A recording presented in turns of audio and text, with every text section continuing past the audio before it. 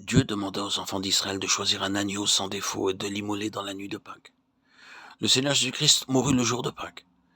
Il est le véritable agneau pascal. Il est le seul être qui fut jamais sans péché. De Corinthiens 5, 21.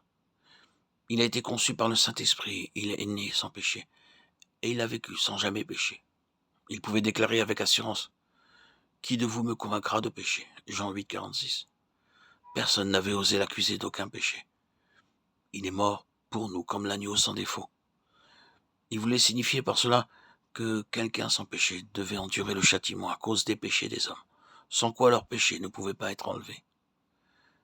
C'est par la foi en ces choses qu'ils firent l'aspersion du sang sur le linteau et sur les poteaux de leur maison. Ils devaient toujours se souvenir qu'ils avaient été libérés de leurs liens par le sang de l'agneau. Le sang sur les deux poteaux de la porte et sur le linteau signifiait que le sang les sauvait de leurs péchés passés, présents et à venir. Ensuite, ils franchirent triomphalement la mer Rouge en marchant sur un terrain sec. Lorsqu'ils arrivèrent au mont Sinaï, Dieu appela Moïse du sommet de la montagne et lui donna le plan et le modèle du tabernacle pour qu'il soit construit.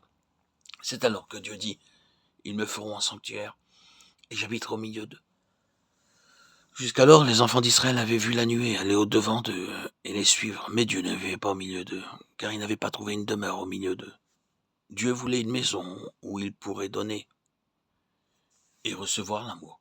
C'est pourquoi il dit: construis-moi un sanctuaire afin que je puisse habiter au milieu d'eux. Vous pouvez être employé dans un hôpital, une école, un collège ou dans un secrétariat. Votre bureau peut se trouver dans un grand édifice, en votre siège. Votre siège peut aussi être très confortable et pratique. Vous pouvez avoir un bon éclairage et un bon ventilateur. Vous pouvez avoir tout ce dont vous désirez, mais vous ne direz jamais que là est votre foyer. Malgré tous ces attraits, il n'est seulement que votre bureau. Et dès que sonne 5 heures, vous dites: je rentre chez moi. Votre foyer peut être tout simplement une petite pièce, à la fois salle de séjour, chambre à coucher et cuisine avec peu d'espace pour une table et des chaises. Mais toujours vous appellerez ce lieu votre foyer, parce que votre femme et vos enfants, ou que votre père, votre mère s'y trouvent. L'amour donné, l'amour reçu font d'un foyer un lieu très doux. Dieu est amour, et il nous aime. Il veut aussi être aimé de nous. C'est dans ce sens que Dieu désire que nous lui fassions une habitation. La difficulté, c'est que bien que Dieu nous aime, nous ne savons pas comment recevoir son amour et comment l'aimer en retour.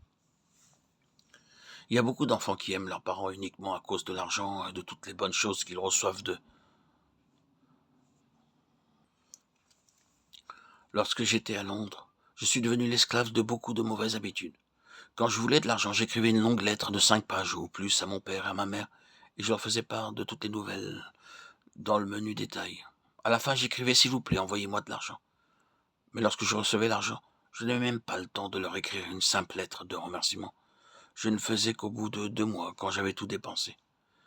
De la même façon, beaucoup ne vont vers Dieu que pour en retirer un bénéfice terrestre.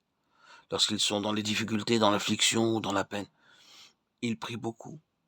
Mais quand leurs problèmes sont résolus, ils ne prient plus. Ce n'est qu'en priant que nous jouissons de la communion avec Dieu. Sinon, Dieu ne pourra pas déverser son amour sur nous. Dieu a besoin d'une habitation dans laquelle il pourra avoir de la communion avec son peuple.